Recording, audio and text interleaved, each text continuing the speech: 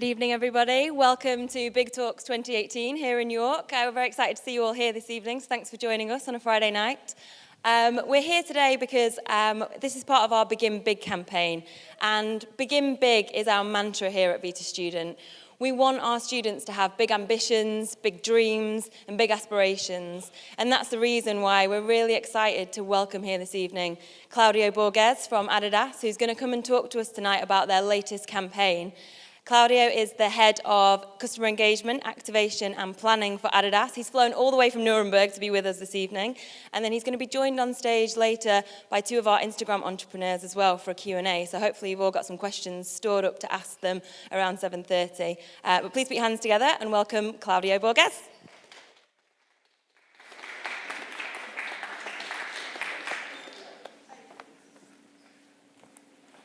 Hi, everyone. Thanks for coming, first of all. I'll first apologize if I look a bit tired. I had to set off quite early from Nuremberg this morning. And the second thing, just to make clear, this is not the latest Adidas fashion winter biometric trousers. It's just the result of a Brazilian trying to ski last week, so bear with me. But I'm really proud to be here today to talk about a brand which I think is one of the most exciting, innovative, and inspiring brands in the world. I think there's probably few people here that never owned any kind of Adidas product, and I think there are very few brands that can say that as well. So it's a brand that started 69 years ago, and I think it's still a brand that is as relevant as ever. I don't think we ever had such a great momentum with the brand, so that's what I want to talk to you about today. It's a little bit about the campaigns that we do, so the outside-in perspective, but also the inside-out perspective. So what is going on behind the scenes for us to achieve some of these campaigns? But before I start, I'm just going to introduce you to some of Adidas employees. We're Adidas employees. And we're here to create. No need to be an athlete to join us.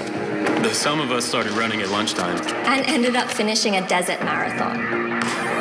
Sport for us isn't about winners and losers. It's about breaking through with our creativity. Are you with me? Yes!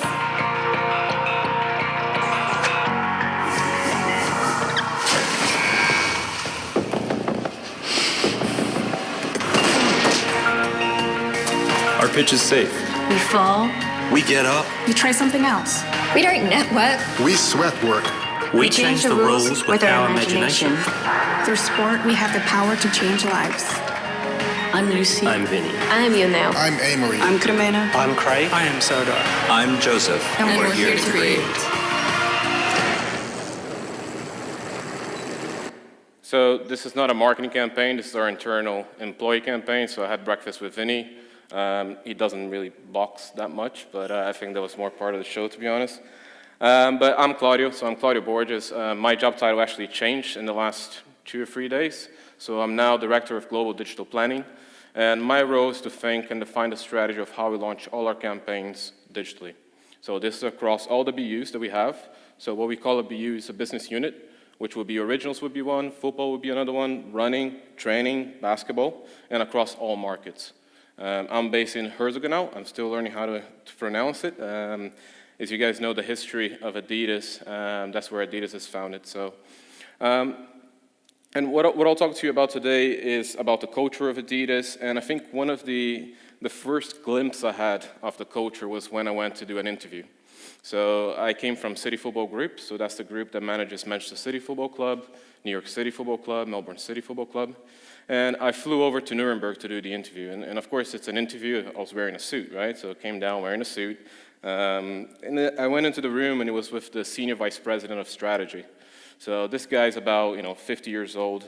I walk in the room and the guy's pretty much wearing what I'm wearing now. So he's wearing trainers, jeans, and a t-shirt. And as we talked about the culture, what he explained to me is that at Adidas they believe that seniority shouldn't come by the way you dress. It should really come for the ideas that you have, which was really awkward for me wearing a suit, so I was trying to untie my tie. But I thought that was really interesting, and it was really the first glimpse of how sports is really embedded into everything that Adidas does. And that's our core belief, really, is that through sport, we have the power to change lives. And this is quite an interesting belief, and I think mainly because the word we. So it's not the idea that sport has the power to change lives, that through sport, we as Adidas employees, we as athletes have the power to change lives. And it's something that even though Adidas is a very complex organization, because if you think about it, you have the business units. Across the business units, you have different departments, and then working with the different departments and business units, you have different markets. So even though it's very complex, this belief is embedded into everything everyone does. And all the activity, all the output leads up to this idea that through sport, we have the power to change lives. And the second point is our strategy for the next 5 years. So our business plan for the next 5 years is based on a headline, creating the new. And what this means is that it's an attitude towards the future. The sports apparel industry is one of the fastest growing industries compared in terms of percentages. And if you think about creating the new, it's not just about us being ready for the new, but it's about us shaping the new as well. It's about creating what's new, and that's part of our philosophy. And a big core of that is our brands. So we have 2 core brands. So one is Adidas, and the other one is Reebok. As you guys know, Reebok is owned by Adidas. Adidas is focused on the athlete consumer, while the Reebok side is focused on the fitness consumer. And what we want to do in this plan is really get closer to that consumer. And the way that we're going to do that is through 3 pillars. So the first one being about speed. So speed here is not about speed as in running, speed in that sense. And it's also not just about speed and satisfying consumer needs. It's about speed internally, of being faster in making decisions, right? Nowadays, if you're slow in making decisions, you lose the trends, you lose the consumer. So that's a really part of our plan, to be faster. The second one is cities. So these, we identified 6 key cities, which is where we want to grow market share and share of mind. I'm sorry to say that York is not necessarily one of them, but we have Los Angeles, New York, London, Tokyo. And the idea is not cities that necessarily create revenue for us, but it's cities that can also build our brand, right? So it's cities that we all think are cool and can actually influence the rest of the world. And then the third one is open source. So open source has to do with us inviting our consumers, inviting athletes, and inviting partners to co-create with us. So when we talk later on about social influencers, that's a big part of that as well. So ultimately, that leads to the brand desire that we want to create, right? That leads to us trying to be closer to the consumers and ultimately creating the new. But our mission is to also be the best sports brand in the world. So we don't want to be, it's not about being the biggest, it's about being the best. And being the best has an interesting side to it. Of course, there is the internal side of, you're trying to be your best, you're trying to stay strong in the industry, but being the best is a lot about outside perceptions as well. It's about how consumers view us, how our partners view us. And that's kind of what we're striving for, to be the best sports brand in the world. And actually, one of the points here, and I just remember, is one of our leadership team was talking about, why does Adidas invest sometimes in sports where you think, well, is there any money in that sport? I don't want to kind of criticize any sports in terms of size, but a lot of it sometimes is because we want to be the best sports brand in the world. So being involved in that sport makes us, have that influence in sport, even though we might not be generating huge amounts of revenue on the back of it. And our brand obsession, so this is Adi Dassler, so he's the founder of Adidas. And when I was in university, I actually did my dissertation on the competitive market of sports apparel. And it was mainly because I read a book called, I think the translation here would be Sneaker Wars, which tells a story about Adidas and how Adidas kind of created the sports marketing industry. And Adidas always had an obsession, which is about helping athletes make a difference. And I thought that was always very inspirational, and we still bring that into Adidas, because it means that we don't lead just with our heads, we also lead with our hearts, right? It's the idea that he wasn't just trying to sell shoes to create a business, he was actually really trying to make it, he had a bigger sense of purpose. And our positioning. So the positioning is that we are the creator's brand. That's our latest positioning. And I can see there's some United fans, because I can see the smile as you look at Pogba. But the idea is that we're creative, confident, courageous, unexpected, collaborative, and sharing reality. That's how we build up to the brand. And there are certain things, there are certain practical examples that I can share with you guys of what that means. So one of them is around sustainability. So Adidas is very, very big on sustainability. A couple examples of that, Parlay. So Parlay, it's a shoe done by Adidas, and it's basically made out of recycled plastic from oceans. So it's plastic that's collected through the oceans, recycled to actually create shoes. The second example of that is the Run for the Oceans. So that's a big kind of marathon type event that's done as well. In our offices, plastic has been completely erased. There's no plastic allowed. Everything is either glass or paper. So we completely erase plastic. The next step for us is going to be to erase plastic from events that we do around the world as well. And actually, Adidas does a lot of internal branding in that sense. So last year, Adidas sent 100 employees to the Maldives to collect plastic from the oceans. I didn't get to go on that specific trip, but Adidas does a lot of these initiatives as well. Another cool example is Futurecraft. So Futurecraft 4D is about how we print and produce future materials. And in 2018, Adidas is going to be the third largest 3D printer across all industries in the world. And a last example that I'll mention is Kanye West. So a lot of the stuff that we do with Kanye West was quite innovative in the sense as well, in terms of the collaboration that we have with him. On the back of this, our biggest campaign at the moment is called Calling All Creators. And I'll ask some of our assets to explain that a little bit better. Calling all creators. Those with the need To make something new. Who are obsessed with progress. Creativity is everything in today's game. It's about making a statement. I think what we're all trying to do is leave a mark so the game will never be the same. The game will never be the same. We're all creators. Related by a mindset. That's our job, to continue to try to enlighten while we inspire. I've been taking an example of it, but now I have to create for myself. It's not about borders, Gender, or race. I ain't trying to stay in my lane. I'm trying to strike while the iron hot. It's all intertwined. Fashion inspires music. Art, design, and sport together. Come on, Hopkins. You know you listening to Pusha T before you hit the field. And Aaron Rodgers, maybe you should. Join us. Join us. Pull up a chair. let's change sport. Let's change lives. Let's create. Let's create.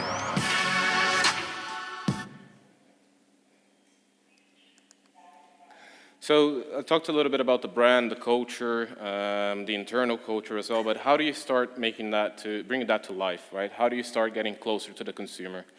And the history of Adidas has always been around being a wholesale company, right? So Adidas always historically would sell a big chunk to Sports Direct, but now with the latest trends, that's not the way it kind of works, right? You need to be closer to the consumers. You need to be having your digital channels and offering that direct relationship.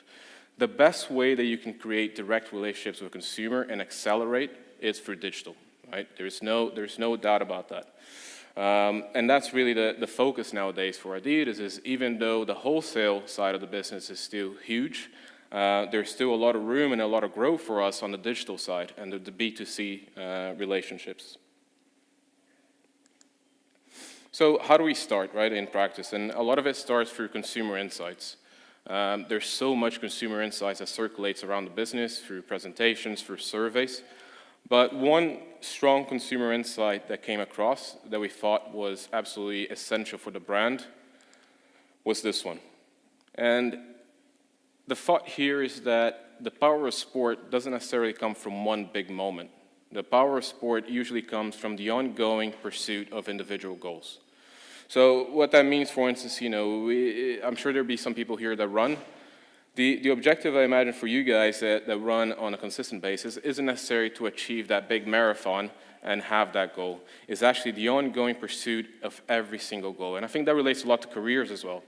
I mean, the career is not about achieving one big goal, but it's always aiming about the next step and setting up those individual goals. So how do we identify consumers' goals? How do we assess what those goals are and react to them? That comes from a strategy and a framework based on 3 pillars. The first one being about motivations. And as you can read there, these are specific goals our consumers are reaching for. Second one is about needs. What are the individual building blocks of those goals? And the third one being about moments. At which moments in their lives can we address those needs? What does this mean in practice? So if you think about motivations, it would be I want to run a marathon.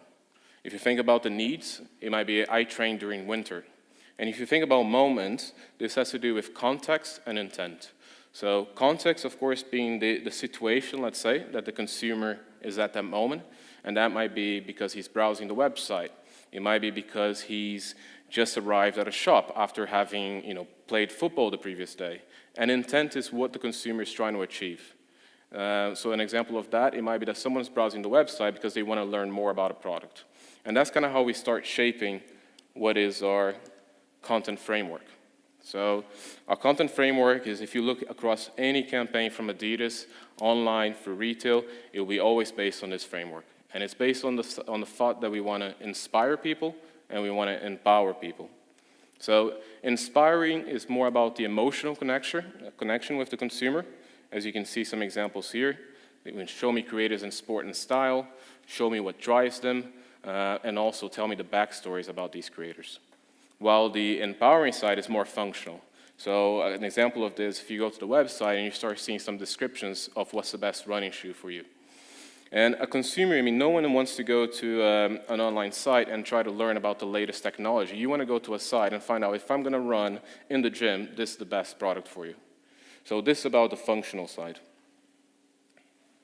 So ultimately, that's kind of how we bring together the different sides all the way from a brand point of view, to a culture point of view, to the consumer insights, to the content that we produce, and to delivery.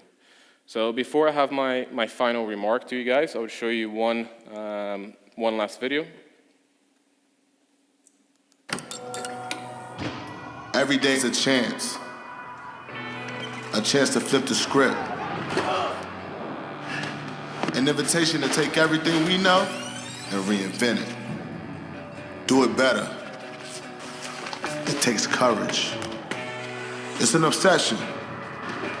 Never settling for just good enough. It takes a true creator to make something out of nothing. It takes guts. Calling all creators. Those who see obstacles as a chance to win bigger. Calling all creators. The game changers, the difference makers, the boundary breakers, the tomorrow takers. Calling all creators. Get up. Invent. Adapt. Write new rules. Calling all creators. It's a new day. Create something.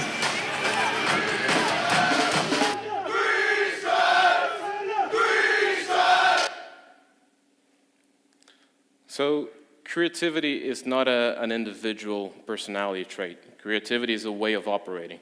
So what I would say as you guys go into your careers I would invite you to be creators, right? So to be bold, to constantly innovate, renovate yourselves, and of course to begin big. Thank you.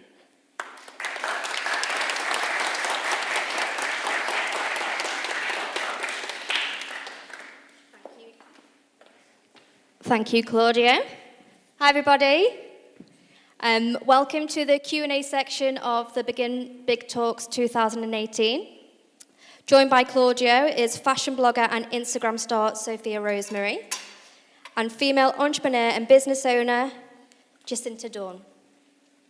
But before we get the girls on stage, let's learn a little bit more about them.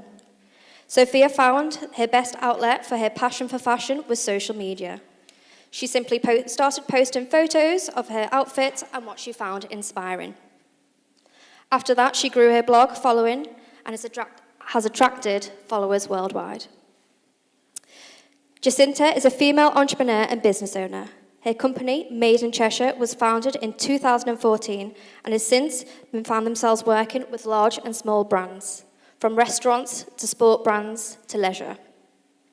She has also been running her own lifestyle blog for over 3 years and has been working with brands such as Kiehl's and Selfridges. So, without further ado, can we get a round of applause for the girls and get them on stage?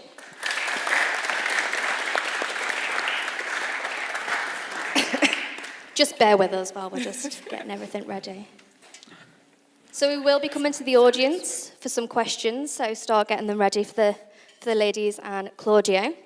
But what I'll do in the meantime is just ask them some questions that we've got from social.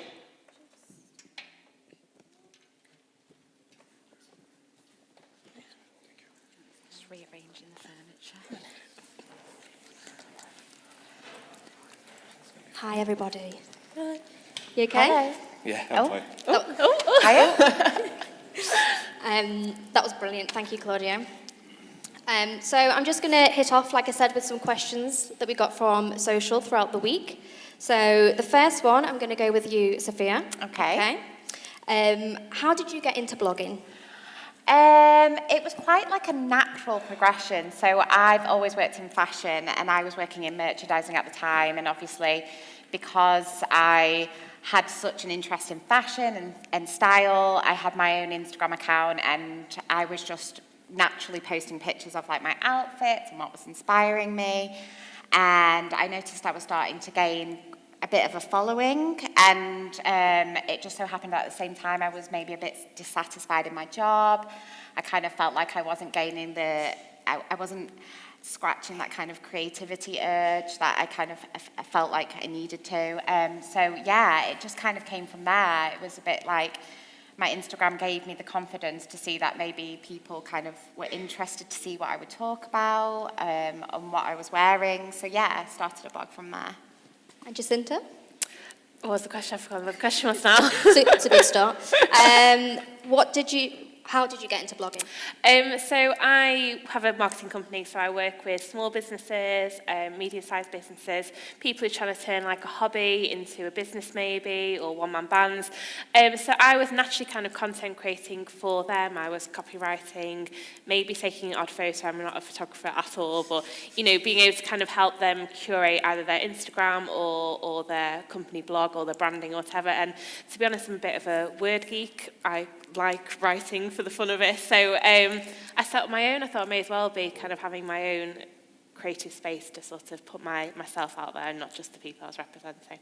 Yeah, absolutely. And Claudio, do you have any sort of fashion blog or? I do not have a fashion blog, no. You don't have a fashion blog? Okay, no problem. My sense of fashion is not that good, so. Hey, I like the leg brace. I think it looks good. I think it's pioneering. Where do I get it from? Very Michael Jackson. So I'm going to do one more question, and then we're going to obviously go to the audience. So we'll start with you this time. Okay. Have you always been interested in fashion? I mean, my blog is lifestyle as well. So, I mean, I am, I think every girl likes to shop and likes to buy clothes. But I think, the good thing with a blog is you don't have to necessarily kind of pen yourself into one area if you don't want to. So, I mean, I cover a little bit of everything from food to beauty and anything in between. So yeah. Sophia? What was the question? We're doing really well. Terrible. Have you always been interested in fashion? Yeah, I feel like I just covered that one, didn't I? Sorry, I kind of already answered your question. Yeah, always, since as long as I can remember. And like I said, I studied it, and that was always the area that I worked in, and it was all I knew, really. So, yeah. Do we have any questions from the audience? It's fine if not, I've got a list full of them, but just try and think of some. Don't be shy. Don't be shy.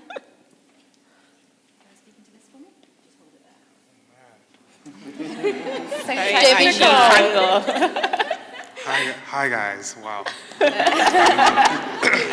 This question is kind of directed towards Mr. Adidas. Obviously Adidas has like your Paul Pogba's, your Messi's, your James Harden's. Like what was my question? How important would you say that those, so these are celebrities, right, and sports athletes, they're for brand awareness, right? How would you say that brand and awareness translates to actual revenue for Adidas?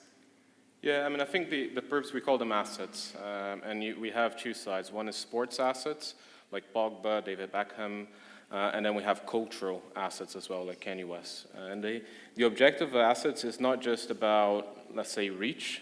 It's also about creating a brand, right? If we see what we did with Kanye West, for example, that wasn't just about selling shoes. It wasn't just about the Yeezys. It was really about the power that Kanye had to build the Adidas brand and vice versa. So I think they're very powerful, of course, and They have, huge followings, and therefore they help the reach that ultimately drives people to our website, to our channels, to be aware of our products. But I think the biggest value is really the cultural value that they have sometimes, right? The power that they have to influence people. Does anybody... There we go. With the recent 5-year anniversary of the Boost technology with Adidas and the introduction of the 4D Futurecraft model, where do you see the Ultra Boost, NMD, and EK, etc. kind of lines going in the future? I think if you look at the past and the present of those lines, they're constantly reinventing themselves. I think it's hard to predict where the industry is going to be in terms of textiles, because if you look back, 5 years, some of the technologies that we have now, people wouldn't even think about them. I think that the challenge and the mission for us is to keep those products relevant, right? And it's not necessarily about the product in themselves, but how the identity of the product, the history, can still be relevant to consumers at any point in time. I wouldn't speak specifically about the NMD or different franchises, but I think overall, that's why Adidas has been so successful in the last couple of years, because they managed to either bring back a lot of, like the Stan Smiths, for example, but also for their ability to constantly adapt their products. And just on the subject of reinventing, do you find that as a blogger or a social media influencer, that a lot of brands come to you guys to sort of reinvent what may be deemed as like an old product, to sort of put it in front of a newer audience? Yeah, definitely. I think sometimes you get asked if, a certain brand has its target consumer, but if they want to try and kind of change the game on that, so like if they want to appeal to a younger audience maybe, or, they're just kind of trying to go down a different avenue. I've definitely been asked to sort of collaborate on those kind of campaigns before. And yourself? I think sometimes as well it's just finding a new audience, whether it's a kind of similar demographic, but like we've been talking about all night, just brand awareness and kind of getting that out further, Yeah, as it absolutely. were. I wonder if I did it. So I have a presentation next week, I think I tweeted you. Basically, what would be the marketing objective for like the next 5 years for the brand? I think that the marketing objective is a lot built on that idea of creating the new and those 3 pillars that we said, right? So in terms of speed, of being faster to react, and that applies to so many things. It applies to logistics, it applies to manufacturing, it applies to how quick we can be to launch a campaign. And I think that's going to be probably the most important one, because if you see that, once again, the reason why they were successful is because they were quick to react to the trends. And I think it's going to be important to keep that in our overall marketing strategy as well. The second part was the cities. So, keeping it, I don't want to say keeping it real, but it's a bit of, keeping it cool and kind of keeping it relevant. And then this third one, that's where it's going to come from, is the idea that, no one knows best than our consumers what we should be doing, right? So we're here to serve our consumers in a way. So when we're thinking about being open source, that has to do with listening to our consumers, is about identifying the trends of the people that are influencing socially as well. And it's about having an open mind of what that plan could be in the next 5 years, instead of trying to define it now as well. And do you guys find that you have to forward plan? So do you bear that in mind? Do you have sort of like not a 5-year plan, but do you know what you're going to be doing, or do you do a lot of research? I mean, I think, in business, you've always kind of got to be ahead of the game anyway. So I think just in a sense of time management and working to your best ability and using time wisely, yeah, absolutely. But in terms of kind of ideas and where you're going with content or whatever, I think you've got to, you don't want to stay too stagnant. You kind of want to be always thinking ahead of the game, because being at the forefront. Yeah, exactly. And I think, you don't want to look too samey. I think, you've got to have your own USP as well. And I think you've got to be constantly trying to think what makes you different and what can you do to keep that going. Yeah, I agree with that, and I think in terms of like what I'm going to write about, I definitely have sort of like an idea of where I'm going. In terms of style, I would say I personally, I don't think I'm massively trend-led. Obviously, I think, trends have a huge influence on us all. You're trendy. You're trendy. Hey. So I think for me, it's all about personal style and about what you feel comfortable in and what your taste levels are. And I think, you can't always hit every trend, and I think that's I feel like that's how you create your own niche, because you create your own trends, and if they fall in line with what's out in the high street or what the designers are putting out there at the minute, then that's great. But I don't think it's necessarily the be all and end all to try and always be chasing the tail of the next trend. Yeah. Anybody else? Hi. So anyone can start a blog or create an Instagram account. So how do you go from it being sort of like just a thing you share with your friends or whatever to making it to, thousands of followers, like kind of really building it up, making it a big thing, and kind of being here on stage today? Like, how did you get the numbers of people and attract people to read it, kind of thing? Yeah, guys, what's your secret? Everybody wants to know. Well, I mean, I don't have anywhere near the numbers that Sophia does, but I think, when you're first starting out, I think you've got to sort of put yourself out there. So we were talking about this before between us anyway, and I think, it can be hard sometimes to, even take a photo of a product if you're trying to be a beauty blogger or you're trying to be a fashion product, and kind of, suddenly break the norm from what your friends are doing when they're uploading pictures that are blurry of their dogs, and suddenly you've got a camera or you're whitening backgrounds and things. So I think, you've just got to kind of do you and be prepared to kind of, feel a bit embarrassed maybe at first, or a little bit kind of cringy with it. And then I think you've just got to make sure you do. True. And then I think really, in terms of like getting, attention from brands or whatever, I think you've just got to make sure, for me, it's tagging people in stuff, and it's making sure you're networking with other people, and you're kind of not hiding away, if you've got a pair of shoes, tag Misguided in it and kind of grow that way. But I assume you've got a bigger secret because you've got a lot more followers than me. It sounds so cheesy, but be yourself. Because I think on social media, it's so easy to compare yourself with the next blogger or, Zoella or whoever. But the fact of the matter is they've already got that niche, and they're already doing that because they're being them. And your niche is being you. And I know that sounds really cheesy, and as I'm saying, I'm thinking, oh God. But it's true. Like, if you can't compare yourself to other people, you've just got to go for it and kind of just be you. And social aside, how have you become so successful where you are now? How did you get here? Sorry, that was so PG. I'll recover Just got from stuck that. on a word. It was the wrong word, but I'll go with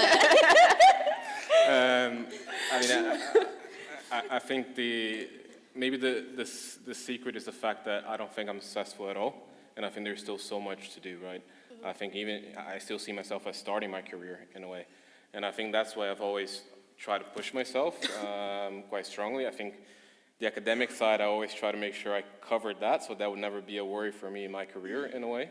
But then it's just having, what they say is grit, right? Is that word of continuous perseverance in the long term. It's not just trying for that one test or for that one job or for that one task, but keeping at it for a long period of time. Mm-hmm.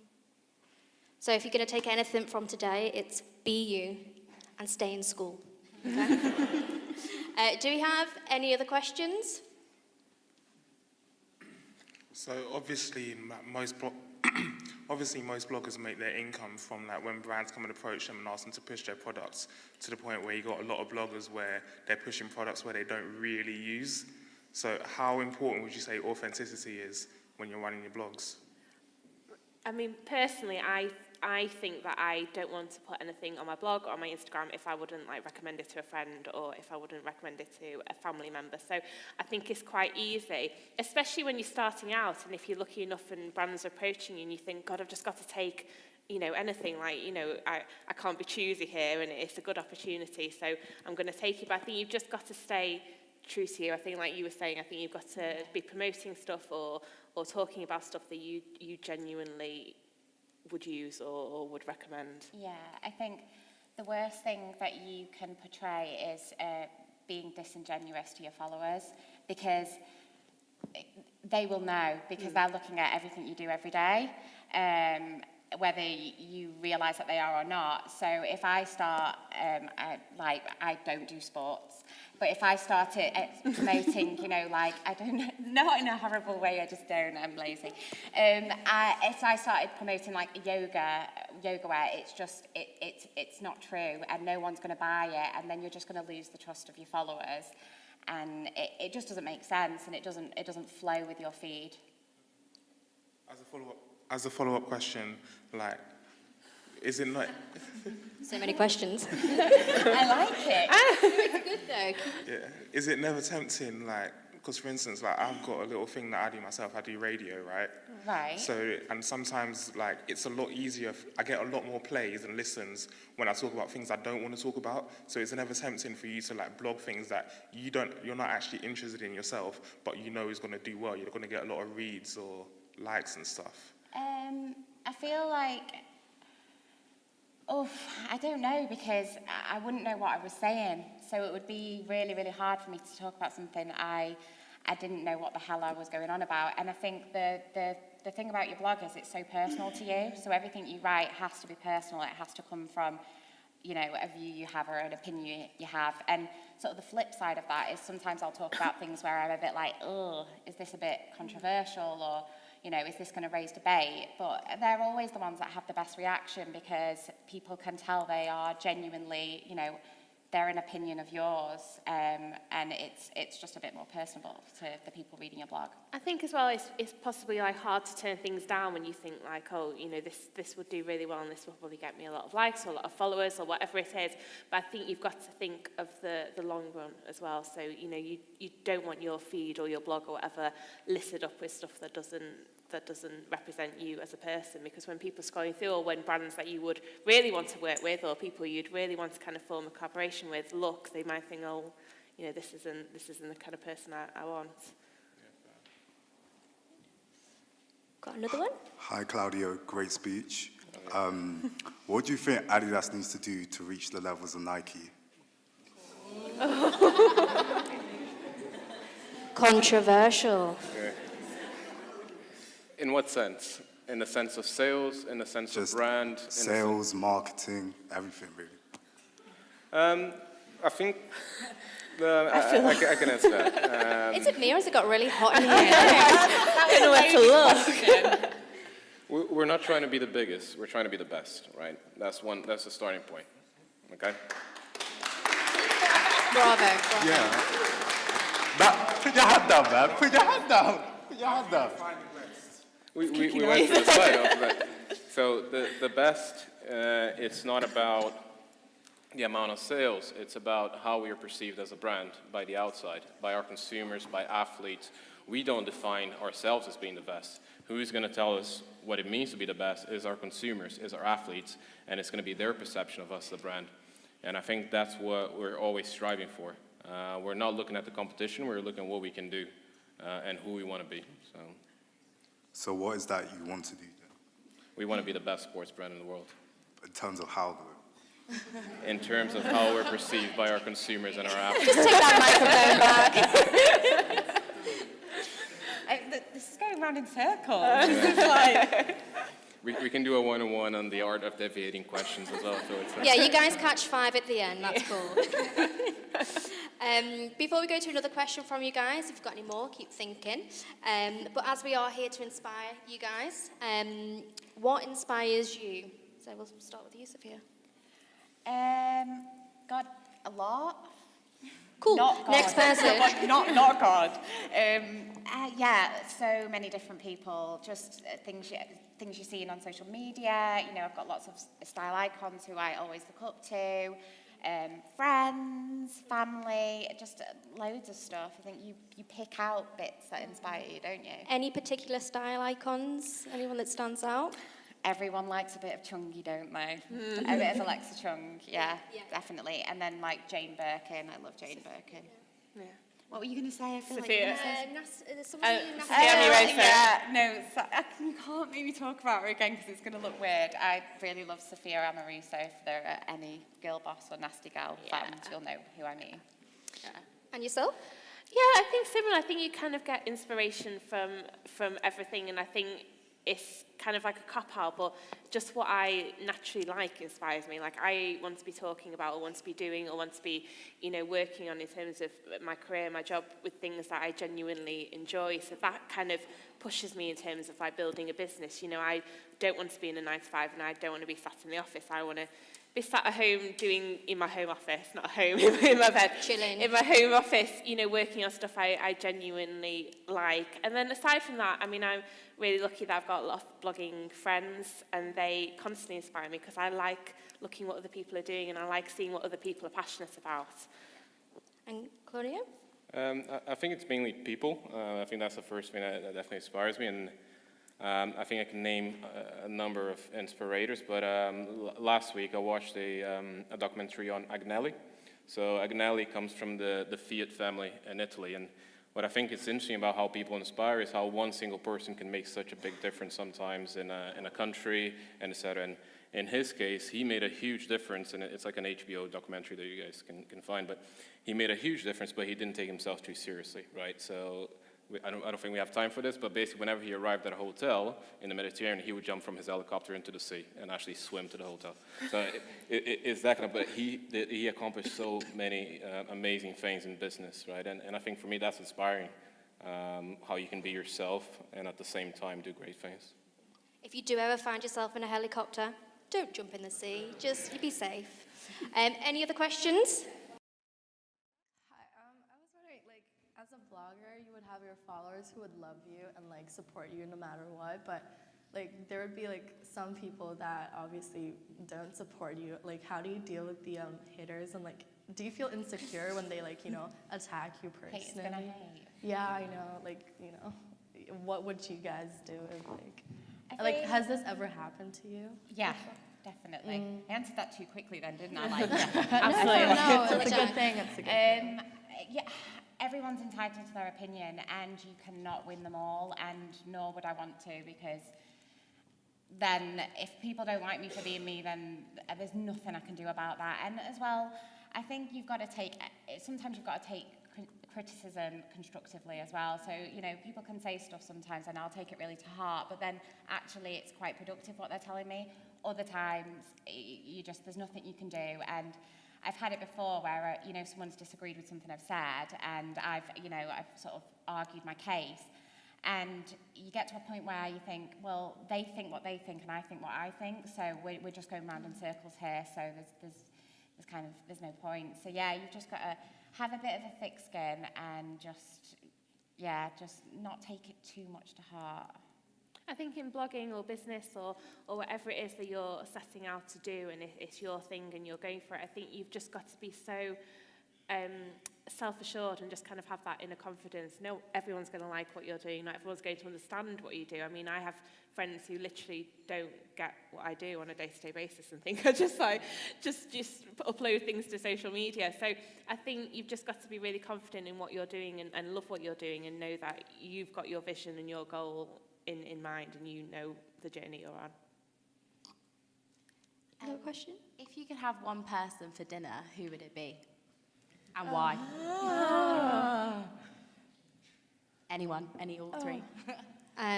Claudio, we'll start with you. Oh, you gotta start with me. I saw the girls look confused, so we'll start with you. If I could have dinner with one person, who would it be? I feel tempted to say someone like Nelson Mandela, but I just think that it would be a very intense dinner. So, I don't know. I mean, I think, just because of the context that we're here, I would love to have a chat with Adidas, just in that sense, right? To hear from him, what did he think in the future that company would become? I think that would be an amazing insight. I mean, aside from like Ryan Reynolds or someone like that, I would love someone like Oprah, because I think she's kind of like the ultimate and the original sort of girl boss and inspiration. Yeah. And I think, how she's managed to build an empire really in a business around what she does is really inspiring. So I think she'd be really, really fun. I feel like they were all really inspirational answers, and my immediate thought was... I started with Ryan Reynolds. I was going to go with Liam Gallagher, because I was like, it'll be fun if you laugh. But yeah, I don't know. Should I say a more inspirational one? I mean, he's pretty inspiring. Good. Any others? A question about Adidas. Do you think whether digital revolution increase the Adidas consumers loyal? If not, how to improve it? So if I understand the question, that was how can we increase the consumer's loyalty, is that right? Yes. Loyalty is an interesting one. I mean, I think the way that we increase consumers' loyalty first is by creating great products. I think that's the starting point. I think sometimes we forget that Adidas is a manufacturing company. There's so much brand around it, but we're actually creating products. And I think the more we create products that are relevant to our consumers, the more we can keep them loyal. And then I think around that, there's a number of things that we do, right? It comes from content, how do we keep them engaged even when they're not purchasing something with us? It comes from the simple, more transactional side of customer service, of how do we make sure that, we keep listening to our consumers, addressing their concerns, reacting to it. But I think you're never going to have a golden formula to create consumer loyalty. I think it's an ongoing process that you need to keep it up. Cool. I think she's got the mic. Yeah.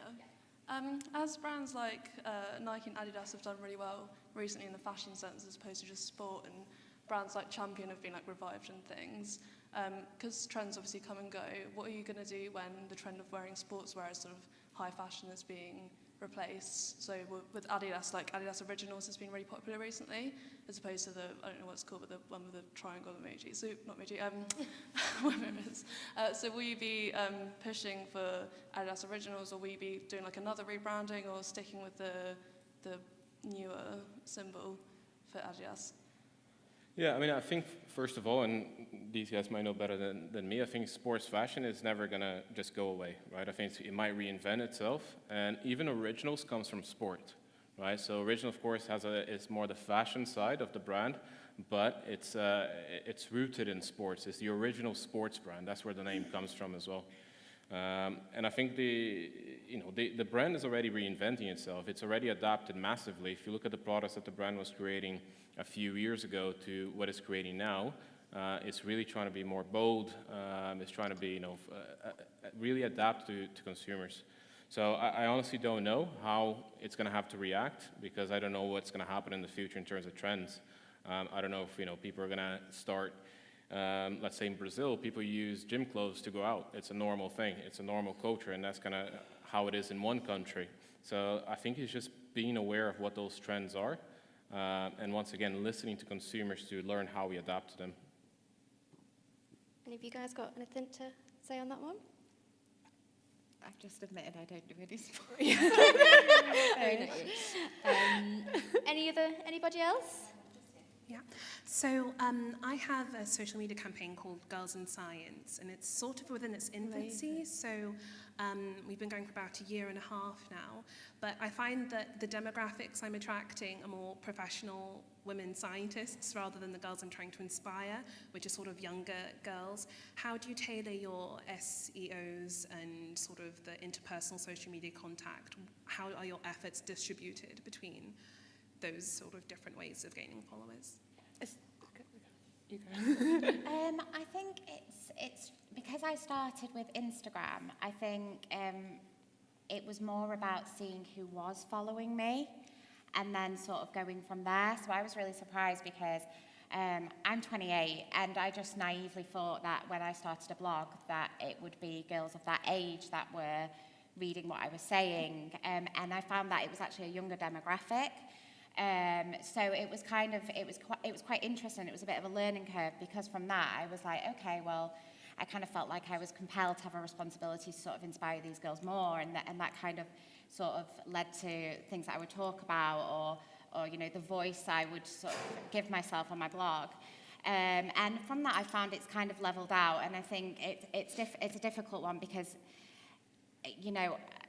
again, it's so personal that there's nothing you can really do to tailor make it to a specific demographic, because you are who you are.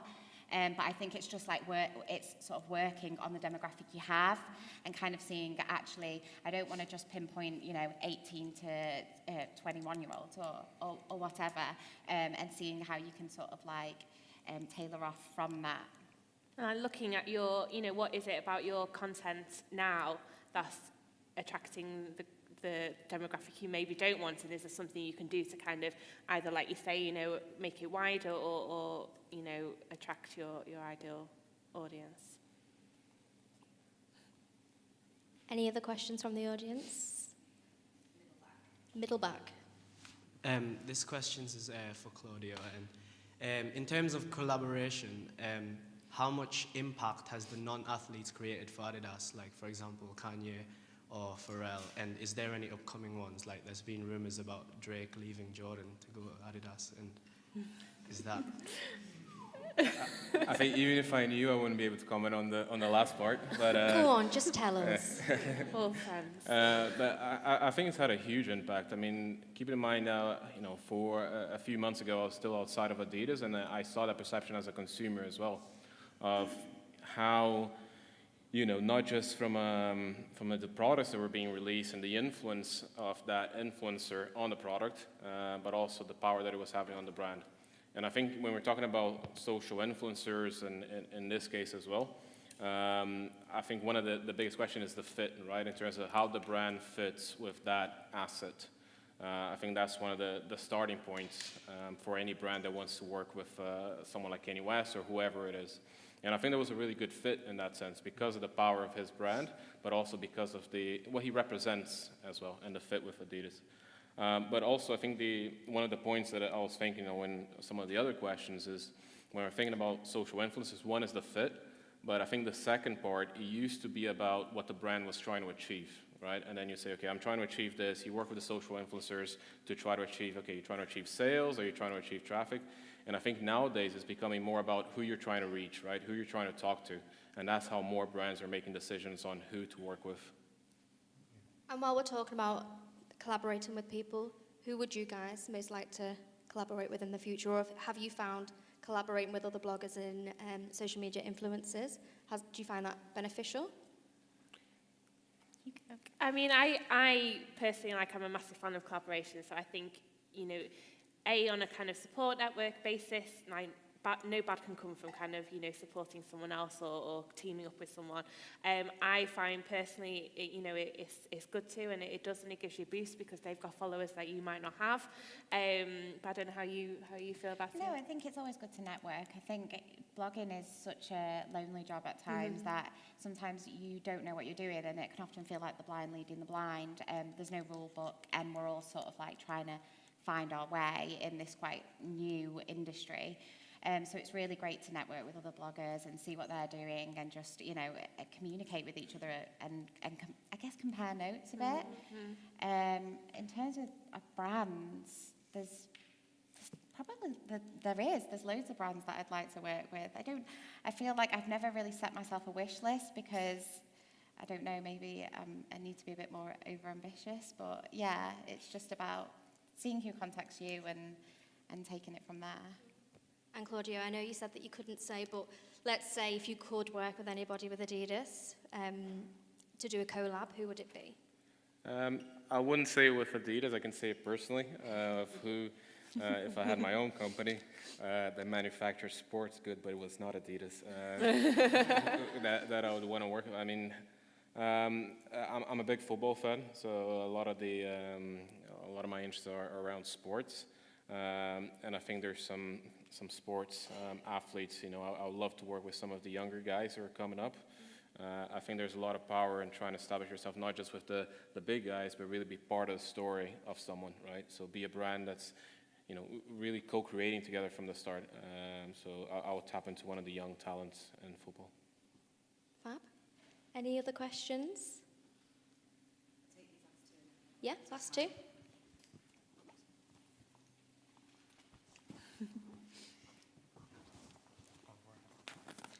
So you spoke about how Adidas has they've got their key cities, so your Tokyos, Londons, New Yorks, etc. How does Adidas engage with emerging markets, so Africa, South America, and how much importance does Adidas place on engaging with these emerging markets? Yeah, I mean, I think the 6 cities, and I'm going to try to make sure I cover them, so it's the cities that you would imagine, right? London, New York, Los Angeles, Paris, Shanghai, and Tokyo. So So these are cities, once again, that have been defined because of their power to influence the whole world. They're really icons when it comes to fashion, when it comes to culture, when it comes to music. So that's the reason why. And the key word here is focus as well. So I saw this in my previous role as well, that you can't try to take over the whole world at once. You need to try to have strategic priorities. In the case of Adidas, I think the strategic priorities are pretty obvious and public, which is a sense, North America, it's a huge market. China is a huge market. Western Europe are a huge market. So that's kind of the focus in terms of the strategy. But of course, we have activities all over the world. Latin America, if you think about Brazil as a market, and you think about the power of sports, if you think about the growth of Africa as well as a consumer brand, if you think about, once again, Southeast Asia, these are all markets that are not being ignored, but we just need to have a kind of a view in terms of priorities and where do we focus resources, time, etc.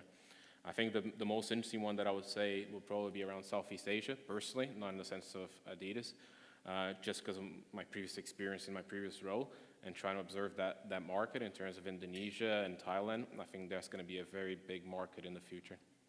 How exactly does Adidas actually engage with them? Well, we have a global office that's based in Germany, and then of course we have local offices. Our strategy is defined globally, so we try to be consistent across all markets, but then that strategy and those campaigns are adapted locally. So we have pretty much an office and a teams in every country in the world. So that team will then take that global strategy and adapt it locally to do their own campaigns. They might work with their own collaborators in that market. Products tend to stay the same. That doesn't tend to be a kind of a niche product, but the marketing strategy will vary a lot, and it's usually executed by that local market